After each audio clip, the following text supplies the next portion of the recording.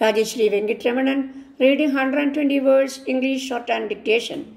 Dear students, I think you are all following my dictations and transcribe into English also.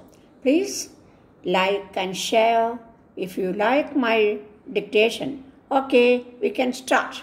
The Minister for Urban and Regional Development has been reported in today's newspapers as saying that he does not favor intercity freeways and that roads for the motor car will be constructed on the terms of the Australian government. I ask him, does this mean that the Australian government will give money to the states for road construction only on the condition that none is spent on inter-suburban freeways? My attention has been drawn to a statement by the Minister for Transport in Victoria to the effect that I should not meddle in the state affairs. His comment related to my statement on freeways. The responsibility for the road place of the Australian freeways government comes under the joint administration of colleagues, the Minister for Transport and myself.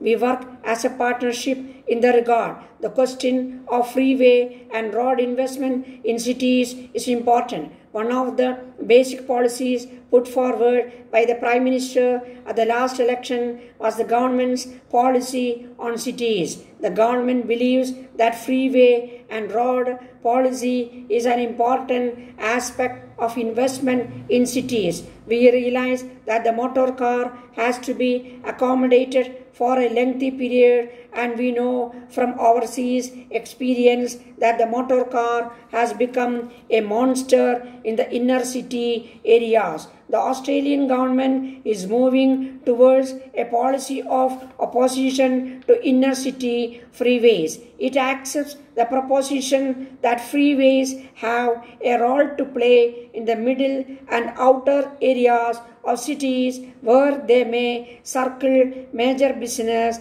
areas, but it sees no future for inner freeways. I stress to this Parliament that Australian government's policy in regard to cities is that all its investment, whether that investment is in freeways and roads under the Commonwealth Aid Roads Act, whether it is under the Commonwealth State Housing Agreement, or whether it is in our new proposals for sewerage in our new cities program, in our land commission, or under the grants commission, is interconnected. The Australian government is involved in cities. We will be working in cooperation with state and local government authorities. We want the three levels of government to work as a partnership because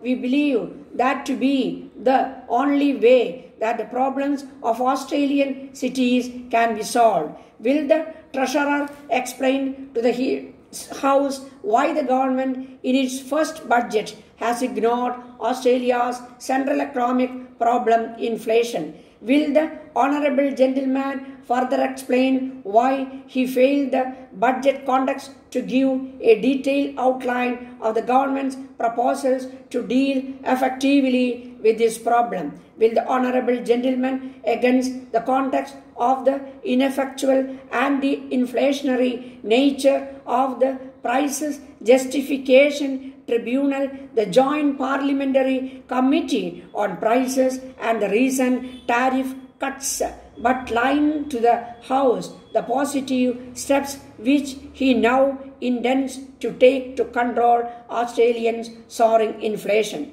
I was never so simple in my approach as to think only of things quarter by quarter. I had hoped that last night I demonstrated that occasionally things have to be thought of beyond the span of a year. However, I must say that I admire the zeal with which members of the current opposition want to approach the problems of inflation. They will have an opportunity next week in the debate on the budget to indicate how they will cooperate in solving the problems of inflation.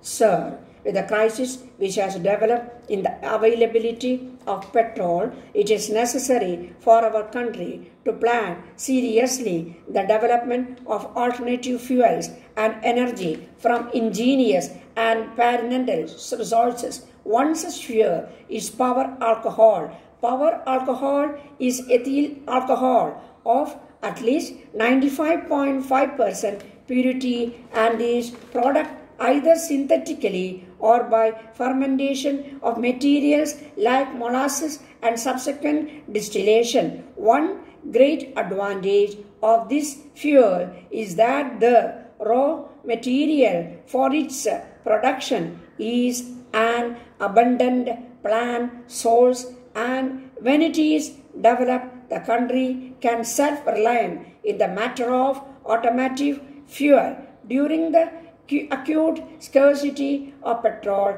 in the early 40s, the Indian power alcohol industry developed in rapid strides, and the fuel in mixture with gasoline replaced nearly 20% of the latter. The mixed fuel was as efficient as, if not more than, unblended petrol.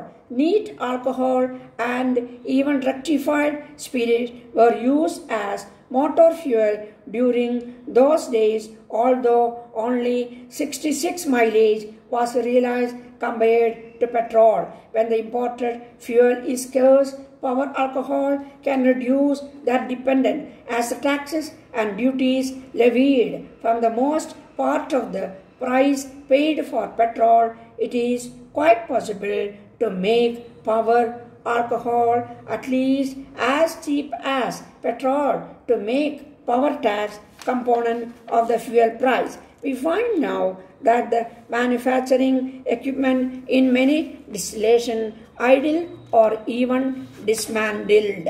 I have often said that